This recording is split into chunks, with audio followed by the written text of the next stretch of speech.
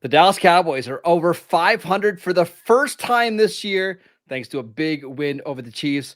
We're going to tell you how they got that W next.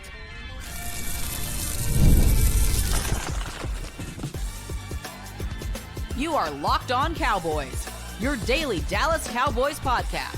Part of the Locked On Podcast Network, your team every day. Welcome back to the Locked On Cowboys podcast, part of the Locked On Podcast Network, your team every day. We'd like to thank you for making us the #1 sports podcast network. And today's episode is brought to you by FanDuel. Right now, new customers can bet just $5, and if your bet wins, you'll get $300 in bonus bets to use across the app.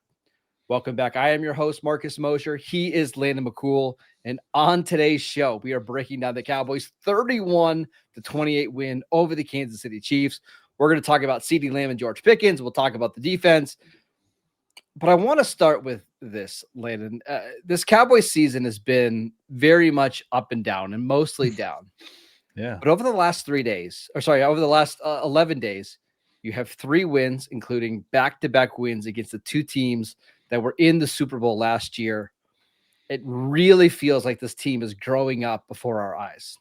Yeah, I mean, I think it's official that this is definitely a team that, nobody wants to make the playoffs, right? Like nobody wants to face these guys, early in the playoffs, because I think that they're going to be even more feisty as the season goes on. They're building more confidence. They're playing together. If they can continue to kind of stay healthy, hopefully, they have a combination that we've talked about, an offense that is a juggernaut, even against good defenses.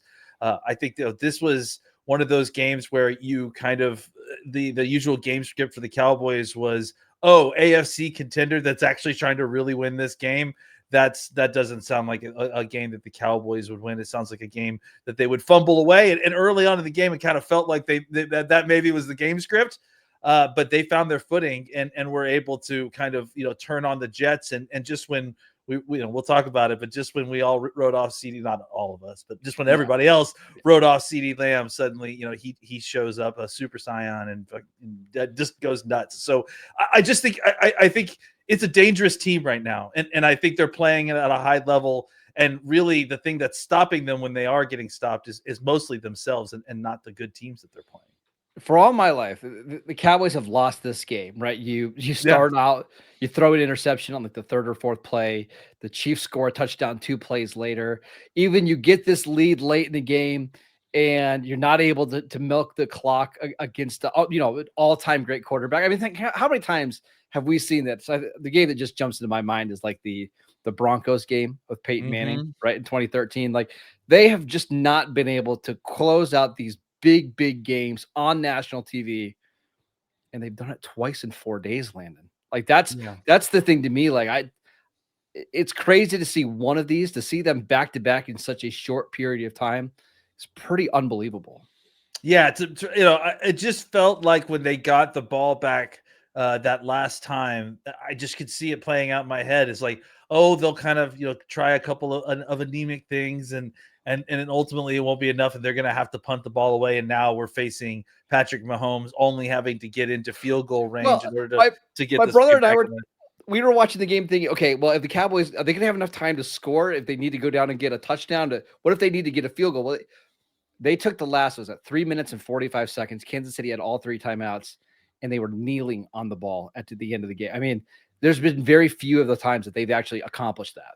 Well, and let's be clear, they did it by, showing an appropriate amount of aggressiveness too, throwing the football at, when maybe, other teams would have just taken that 3rd kneel and been happy with it. Like, getting the ball to Pickens, in the middle of the field, not trying to get out of bounds. And so that he gets tackled in the boundary. It was a high leverage situation. He drops it. Obviously the clock stops, but being willing to do that and trust your guys, it super paid off, because they didn't even have to worry about lining up for what would have been a very short field goal. They could just kneel it out, and they just basically strangleholded the game at the end of it, in a very impressive way, right? In a way that's how winning football teams win the game, right? As they do it smart, and they win the football game when it's presented to them, and they took the brass ring. Couple key plays that really swung this game that I want to mention. One is right at the end of the game. George Pickens catches a pass on third down, cuts up field, and fumbles. And there's like three Mm, Chiefs there. And if the Cowboys don't recover that fumble, the Chiefs Turpin. are what the game is tied at that point, or the Cowboys down. Yeah, I think it would have been. Mm-hmm. Sorry, the Cowboys would have only gone up. They would have only been up 7 and not 10. Right, the Kansas City scored on the next drive, but that is a 3-point play that KaVontae Turpin made. He saw it right away, went and got that football. It's the little plays like that that end up making the difference in these games.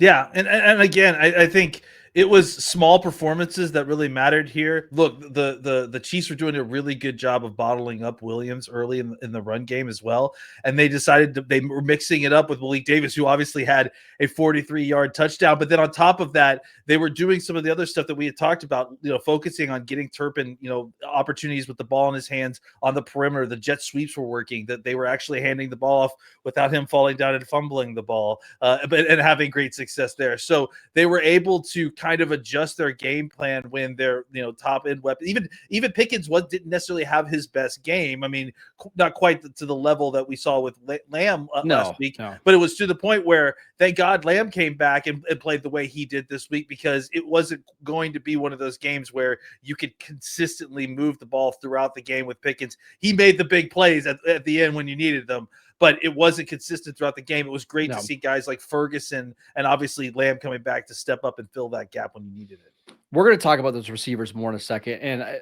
I don't want to do the playoff picture thing right now. The Cowboys have about a 25% chance. We'll talk about that more into the week, but I did want to take like a 10,000-foot view of this team, because since the Quinnen Williams trade, and it's not all Quinnen Williams, but since that trade, this has looked like an entirely different team. And one of the things that you and I said when the Cowboys made that trade is that we wanted them to just play better, like more than anything else, even more than winning and losing. We just wanted them to play better football.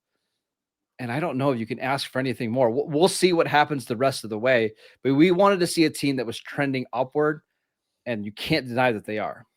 Yeah, I mean, we hoped that they would get to like league average on defense. I mean, again, through 3 weeks, I feels like they're playing better than league average, and that's still with kind of having to shuttle guys in and out at cornerback and safety, because guys were getting banged up throughout the game, and still guys coming off of major injuries. So, it certainly feels like the offense is playing up to what we expected it to be, but the defense is playing better than we honestly could have imagined at this point. And one more thing before we move on our preview show that came out on Wednesday, you and I thought the Cowboys needed to score 24 points to win this game. Almost all of the games that the Chiefs have lost this year, it's been when the opponent has scored 24 points. This is, I think, the number 4 ranked defense in the league. Mm-hmm. The Cowboys scored 31 points in this game, and they basically gave 7 away to start the game. They averaged 7 yards of play in this one. Dallas was giving up big plays left and right. They averaged a full yard more per play than what Kansas City did. They've had some really good games on offense this year. I would argue this is maybe their best performance. Yeah, I mean, I think the thing that was really impressive is that they were at, I think, 50% on third downs, and even early in the game, it was a tough slog, and it felt like Kansas City wasn't exhausted from the games that they had just played, recently. But as the game, because they were able to convert those third downs and continue those drives and keep them going, it gave them opportunities in the red zone. They weren't able to convert all of them. I think they were ended up being 50% of the red zone, which should have been 75% if you could get Jake's shin down on inside the end zone. But I think the opportunities are what was mattered, because I think Kansas City ended up somewhere in the 33% area, and that's maybe what the difference. That's how you kind of flipped the possession flow a little bit, despite that interception early, which the Kansas City was able to convert into a touchdown. Can I just add this one more thing too, real quick? It feels like, and we'll talk about this a little bit more in the defensive. I just wanted to bring this up before I forget, that Kansas City's offense just simply looked different after they ran out their game script, right? Like after the first 15 plays of the game, it felt like Kansas City's offense was a little bit more herky-jerky, a little more start-stop. They definitely obviously were able to make some huge plays at certain points, but it didn't feel like they were consistently a well-oiled unit at certain points. So it certainly kind of evened the game up, and I felt like the Cowboys at a certain point were a very even team with them. Last thing, I remember tweeting when the Cowboys got the ball, they were up 17-14. I said they're probably going to be only 3 or 4 possessions left in this game. How the Cowboys handle these next 3 will decide their season. 7 plays, 78 yards, field goal. That's the Jake Ferguson one. 8 plays, 68 yards, touchdown. 8 plays, 82 yards, field goal. 8 plays, 40 yards, end of game. That's it. You scored touchdown. You scored points on 3 of the 4, and the last one was to burn out the clock. So well done by the Cowboys offense. Let's talk about the stars of that Cowboys offense. Let's talk about George Pickens and CeeDee Lamb. We'll throw Dak Prescott into that conversation as well. We'll get to that next. This episode is brought to you by FanDuel. The NBA is back, and there's not a better place to get in on the action than FanDuel, the official sports betting partner of the NBA. Even if you missed the start of the game or just want to ride the hot hand, FanDuel has live bets on everything from who will score the next bucket to fourth quarter comebacks. Plus, you can even combine your live bets into a same-game parlay for a shot at a bigger payout. It keeps every game exciting, especially when your team's making that late-game push. The NBA has been unbelievable in the first month and a half of the year. Like, the games have been awesome. So many of them coming right down to the final shot. So go check out all the great action because FanDuel is giving new customers a great offer right now. New customers can get $300 in bonus bets when your first $5 bet wins. So head over to FanDuel.com to sign up and play your game with FanDuel, the official sports betting partner of the NBA. Welcome back to the Locked On Cowboys podcast. We'd like to thank you for making us your first listen of the day. I'd like to thank you for making us the #1 sports podcast network. Let's talk about the receivers in this one, because if the Cowboys are going to win games, it's going to be because of CeeDee Lamb and George Pickens. Let's start with CeeDee. After a really rough game against the Eagles, 7 catches, 112 yards, and a touchdown on 9 targets. Also drew 3 big penalties in this game. Pretty good bounce back game. Yeah, and it felt like they, had him mostly matched up against McDuffie for good portions of this game. Did you notice that too? Yeah. Because it just felt like, and he was just fully taking advantage of him. Yeah, Lamb, the one thing that Lamb hasn't been struggling with, it feels like these last few weeks, is getting open. It's not like it's been a struggle for him to create separation. It's just been finishing and catching the football. And, that's one of the reasons that we were confident that he would bounce back, because he's not an inconsistent hands guy in the long term, right? So what does he do? He converts more of the targets this week, and he has a much bigger game because he's still getting open even when they're putting their best corner on him. So, yeah, I think we saw with Pickens, they were doing a bunch of different stuff, and I think that kind of disrupted the ability for the Cowboys to consistently get him the ball early, because they were really trying to focus specifically on trying to stop Pickens. And it felt like it was kind of the Bill Belichick, right? Where they put the best corner, they put a double team on Pickens, right? And then they try to put their best corner on Lamb, and Lamb just ate him up. And so it was great to see him bounce back. And even when he didn't get a chance, you were seeing Ferguson, pop in there, convert a couple of big third downs as well. So he became a part of that. And it just every time the Cowboys had to have an answer on third downs, they were throwing it to open to wide receivers, whether it was seeing guys like Ferguson and Turpin in the flat, which I thought was a nice changeup. They were spreading them out vertically and then getting swings out to guys who could create after the catch. I thought that was all very effective. And then also, we can't miss Mingo had a couple of really big catches who continues to shine when he given the opportunity. Flournoy, not Mingo. I'm sorry. Yeah, I said Flournoy. Flournoy, like he continues to shine. Yes. Yeah, Mingo's inactive again this week. Flournoy continues to be a huge part of just being that third, fourth receiver who, when called upon, needs to be a high efficiency guy. And he showed that he is that guy a couple times tonight again. Yeah. I just don't worry about CeeDee in these games. Like, he figures it out. Like, if he had a bad game against Philadelphia, he had a monster game against the Giants in week 2. Like, this is kind of what happens. Now, you'd like to see these games be fewer and far between, and for the most part, they have been for his NFL career. But you see why. Like, so many big spots in this game, he came through. He had a big 50-yard play that really flipped the field position. And I felt like after the Cowboys got that big play for CeeDee, the entire game just kind of flipped on its head. So really good game by CeeDee. Pickens was more up and down. Like, There's an alternate world where this is a really bad Pickens game in the sense that there was a big third down, and it was a 3rd and 4. The Cowboys were backed up into their own end zone. They throw a slant to Pickens. He bobbles it and drops it. He has the fumble in the red zone that Turpin ultimately recovers. If Kansas City, if they recover that, totally different game. But he also does these alien things. Like he catches a 40-yard pass and jumps over a defender. He gets an awesome play on a 2-point conversion to put the Cowboys up 28-21. This is why we've been preaching all offseason to go out and get another stud receiver. It's because it just is almost impossible to stop those two.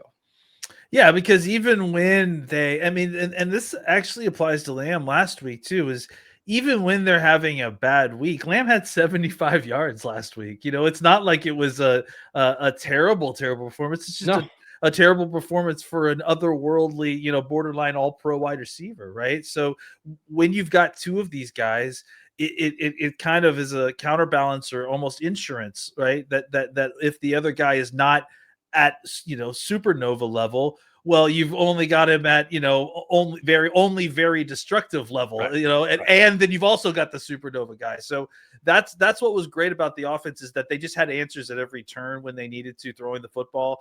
And again, like as the game went on, it felt like Kansas City, who has an older roster, right, is also coming off a 4-day break. It felt like the bodies got a little bit more tired, right? And they were able to be a little bit more efficient in early downs, running the football and doing other things. But up until that point, the Cowboys had to throw the ball in order to move it appropriately, and they relied heavily on Lamb, which thank goodness he bounced back, because it made a difference in the game.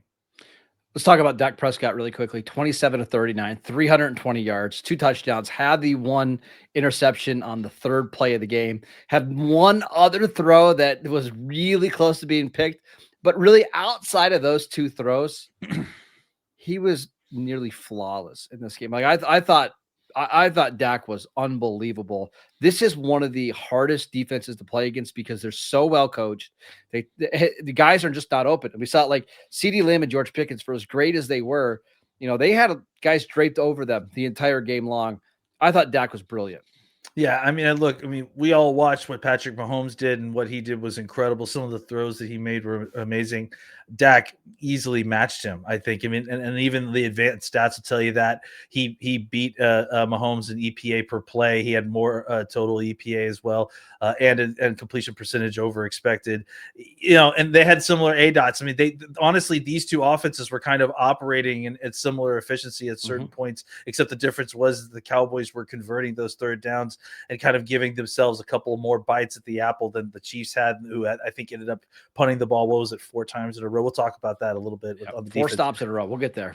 But yeah, it just the more efficient side, the Cowboys, was Dak, right? Outside of that interception, which he was hit as he was throwing that, right? But outside of that interception and the 1 bad throw you mentioned, he was absolutely lights out again this week. And I don't know, this is 8 weeks in a row that he's been like this. Maybe this guy's pretty good. Yeah, he's not bad. Those are 2 big games in back-to-back weeks. Let's talk about the Cowboys defense. They gave up 28 against the Chiefs, but honestly, I don't think they played all that badly, and we'll get to that more next.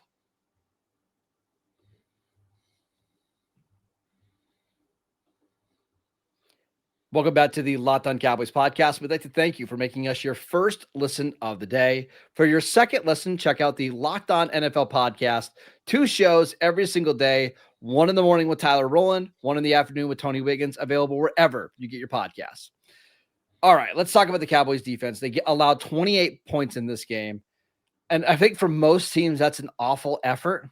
But considering that the Cowboys were without Kalen Carson, they've been in without Trayvon Diggs for a little bit. DeRon Bland missed some time in this game with an injury. You were able to get enough key stops. And that's what we've been wanting for this Cowboys defense. Like, yeah, you're going to give up scores. And really, the offense came and gave them 7 to start the game.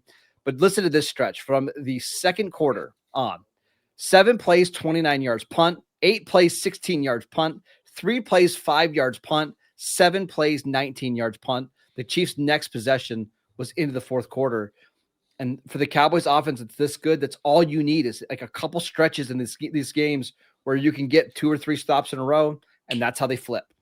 Yeah, it's funny, and we didn't really mention this on the CeeDee Lamb side of things, but some of the value that the Cowboys got out of this game were in penalties that were drawn, right? Like CeeDee Yes, Lamb yes. had 3 of those big penalties that didn't get included Pickens drew in his one on a receiving third total, down. but they Yeah, were huge, right? yeah. And I think the same thing can be said about the for the Chiefs, right? They ended up getting inside the red zone at least on 2 different drives and caused Simmons to force Simmons to get a hold. I think one of them was Sam Williams and one of them was Ezraku, if I'm not mistaken. And those penalties really set the Chiefs back, right? And once they kind of got the Chiefs, and it felt like, this was a kind of a classic thing with the Cowboys, right? Where it feels like teams move very well between the 20s. And then when they get into the red zone, things kind of get tightened up a little bit. And if they commit a penalty or if they get behind the chains, the Cowboys are really good at getting out of those situations if you get behind the chains of them in the red zone, right? And so The problem is when you get inside, like when it's goal to go, that's right. where Dallas struggles. That's right. So, but if they can keep you out of like inside the 10 and force you to make a mistake and get back behind the chains, they can force you to get off the ball, which they did a couple times. Look, you mentioned it. They had a couple of injuries and guys were kind of shuttling in and out. Malik Hooker was also injured at one point during this game, I think. I don't even know if he finished the game, but I think the point is that the guys that were in there, we're really battling. Reddy Stewart had a pass breakup at a point that was really important. The guys were making solid tackles at certain points. There was definitely some inconsistency. Kenneth Murray still played in this game, but I think this was, one of the guys that we've been harping on for being inconsistent, Sam Williams, I think had his best game tonight and just was able to make some more plays. He, like I said, drew a holding penalty. So I think, again, it's just about making enough plays to win this football game. We're not looking for the number 1 defense in the NFL. And when they needed the big plays, it just seemed like consistently they were able to get off the field and prevent Mahomes from getting the points they needed and getting the Cowboys the ball back. Yeah, and we should mention, like, the pass rush was getting there. Now, Mahomes, for the most part, sacks are a quarterback stat. I think Mahomes kind of shows you that today. He was under pressure all day long. There was the play that he jumped out of the Donovan Ezraku sack and hit the big play to Worthy down the field. That's just a great crazy. That was unbelievable to watch, to be honest. But there were also several times, I think there were 3 different times in this game where the Cowboys pass rush got there and there was holding calls that backed them up to get them like the 2nd and 20. And Dallas was able to do enough to get out of those situations. And that's where I think sacks can be overrated because you can win a pass rush. I think James Houston was one of those guys that won right away, drew a holding call. That's a huge play in these games. Fowler too. Fowler. Yeah. Fowler too. The linebackers are still an issue. Like DeMarvin and Overshown letting Mahomes sneak out for a 14-yard run on 3rd and 14 was rough. Logan Wilson letting Patrick Mahomes sneak out and run for 12 yards on 3rd and 10. Like, the linebackers are still a major problem, and that's something they're going to have to address this offseason. But the secondary and the defensive line played really well. Yeah, and again, I think the context here is who's out there, right? It's Bridges back out there at certain points when Bland was hurt. It's Stewart, like we talked about. Bell was back out there at certain points because when Hooker was hurt. So yeah, I think that just being able to battle and do what you had to do at certain points and being able to get off the field when I think if we had thought about this whole situation pre-trade with Quinnen Williams, you would have never thought the Cowboys would have been able to get off the field once with the Kansas City Chiefs. No, pretty unreal. Again, I think they played a much better game last week against Philadelphia, but this is also a Kansas City Chiefs team that had to win this game. Like, this was a game that they generally win. You look at Mahomes' passer rating indoors, Andy Reid's record indoors, and there was that 2-quarter stretch where the Chiefs did not score a point. If the Cowboys can have 2 quarters every single game where they don't allow a point, they're going to win a lot of games the rest of the way, Landon. Yeah, and honestly, I don't know. I think part of it was just the matchup, right? I think that the Chiefs matched up against the Cowboys defense a lot better than Philadelphia did, right? The Cowboys were able to kind of play their 5-man front, stop the run against Philadelphia, and Philadelphia has a very kind of one-dimensional playbook if you can eliminate the run. The Chiefs are quite the opposite. They have tons of different stuff that they can do, and I think that was kind of the problem at their detriment. Once they got out of their well-rehearsed opening drive set, they were pulling plays that they were doing, but at certain points it was also causing mistakes, and they weren't as crisp on those plays as they were in their opening script plays. So, and the Cowboys are able to take advantage there. 6-5-1. The Cowboys are above 500 for the first time all year. Wow. Landon, it feels pretty good considering there was a point when the Cowboys were, what were they, 3-5-1. They just got blown out by the Cardinals. Again, we'll talk about playoff stuff, but you're actually, believe it or not, they are in the playoff hunt right now. A win, I just saw over on The Athletic, a win over the Lions in week 14 would give the Cowboys a 51% chance of making the postseason. I can't even believe that I'm saying that.